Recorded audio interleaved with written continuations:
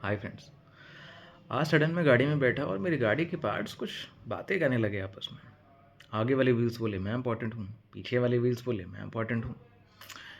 इतने में इंजन से आवाज़ आई कि भाई मैं भी हूँ यहाँ पे। इंजन बोला ही था, इतने में स्टीयरिंग बोला कि भाई मैं के यहाँ पे दावत में आया हूँ, भंडारा खाने आया हूँ। इट मीन्स कि एक छोटी सी गाड़ी जो रोड पर चलती है, उसके हर पार्ट, हर कंपोनेंट का एक अपना रोल है। अगर आगे वाले व्हील्स कहें कि मैं इंपॉर्टेंट हूँ, तो पीछे वाले अगर छोड़ दिए जाएं तो क्या दो पहियों पर कार चलाई जा सकती है? नहीं। ऐसे ही अगर पीछे वाले व्हील्स बोलें कि आगे वाले व्हील्स से ज़्यादा मैं इंपॉर्टेंट हूँ, तो आगे वाले व्हील्स को हटा करके गाड़ी चलाई जा सकती है? नहीं। Same engine, steering, petrol, fuel, whatever you से। इट मीन्स कि एक गाड़ी भी अपने हर पार्ट, हर कंपोनेंट अपनी जगह पर होने की वजह से ही प्रॉपर स्मूथली रोड पर चल पा रही है। And I saw some videos whenever people discuss about men's and women's. Women's कहते हैं हम ज़्यादा इम्पॉर्टेंट हैं, मेंस कहते हैं हम ज़्यादा इम्पॉर्टेंट हैं। वुमेंस कहते हैं हम संतान पैदा कर सकते हैं, उसे पाल सकते हैं, हमें मेंस की क्या ज़रूरत। मेंस कहते हैं कि हम बाहर जाते हैं, कमाते हैं, लाइफ के इतने स्ट्रगल्स देखते हैं, इतनी सारी प्रॉब्लम्स को फेस करते हैं, और उसके बाद जब हम घर पर आते हैं तो वुमेन्स हमसे कहती हैं कि अरे आपने किया ही क्या, इम्पॉर्टेंस तो हमारे हैं लाइफ में। सो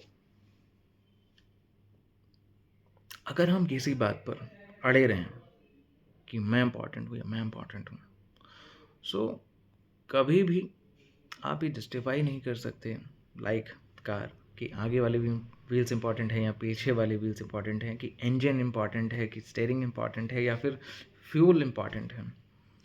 ये सब कुछ एक वे में, एक सब कुछ अपनी जगह पर अलाइन है, तभी वो चीज़ चल पा रही है।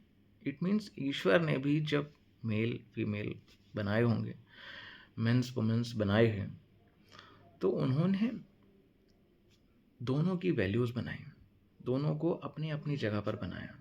कि कुछ चीज़ों में मेंस को अच्छा बनाया, जैसे कि फिज़िकली स्ट्रांग होते हैं बाहर जाने के लिए, काम करने के लिए। उसी तरह से वुमेन्स को अपने पावर्स दिए, इमोशनली स्ट्रांग होने की वजह से, या उनको फिज़िकली बहुत सारे चेंजेस देखने होते हैं, या लाइक प्रेगनेंसी के टाइम पे। सो उनको उस तरह से बनाया गया। अब आप अगर इस बात पर अड़े रहेंगे कि मैं इंपॉर्टेंट हूँ या मैं इंपॉर्टेंट हूँ, कोई इंपॉर्टेंट नहीं है। हम दोनों के लाइफ में अपने अपनी जगह पर अपने अपने वैल्यूज़ हैं और अपनी अपनी इंपॉर्टेंस है। दोनों साथ रहेंगे, वैल्यूज़ बनी रहेंगी। दोनों अलग हो जाएंगे, दोनों की वैल्यूज़ खत्म हो जाएंगी। लाइक अभी मैंने एक आर्टिकल देखा था, कुछ दिनों पहले की बात है, जहाँ पर अभी साइंटिस्ट एक आर्टिफिशियली बॉम्ब की तैयारी कर रहे हैं। आर्टिफिशियल बॉम्ब मीन्स, हम देखिए मैं फिर से कह रहा हूँ कि हम किसी भी मेल या फीमेल को लेकर कैटेगराइज नहीं कर रहे, किसी की वैल्यूज़ कम या ज़्यादा नहीं बता रहे। हम जस्ट सेइंग कि हाँ इस तरीके की चीज़ें हो रही हैं। हम एक आर्टिफिशियल वॉर्म बना रहे हैं जिसमें हम बिना किसी फीमेल के या बिना किसी लेडी की इन्वॉल्वमेंट हुए, हम आर्टिफिशियली बच्चे को स्पर्म के थ्रू, एक जैसे माँ बच्चे को जन्म देती है वैसे जन्म दे पाएंगे। तो मैं इसको क्या कहूँ। अब कुछ लोग इसमें कहेंगे कि नहीं, मेंस आर इम्पॉर्टेंट। अब तो उन्होंने बच्चा पैदा करना भी सीख लिया। बिकॉज इस बात के लिए मैं इसलिए ऐड कर रहा हूँ क्योंकि जब लोग देखते हैं, या मैंने कई सारी लेडीज़ को ये बात कहते हुए भी देखा है कि अरे बच्चा पैदा करके देखो तो पता चलेगा दर्द क्या होता है।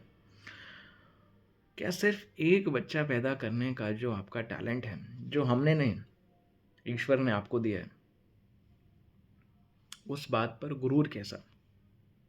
जिस चीज़ के लिए हमें बनाया गया उस चीज़ में हम अच्छे हैं, जिस चीज़ के लिए आपको बनाया गया उस चीज़ में आप अच्छे हैं। हम कभी भी गिलहरी को पानी में तेज़ तैरने के लिए या मछली को पेड़ पर चढ़ने के लिए कंपेयर नहीं कर सकते ना। They have to different talents. जैसा उन्होंने मतलब जैसा ईश्वर ने उनको बनाया।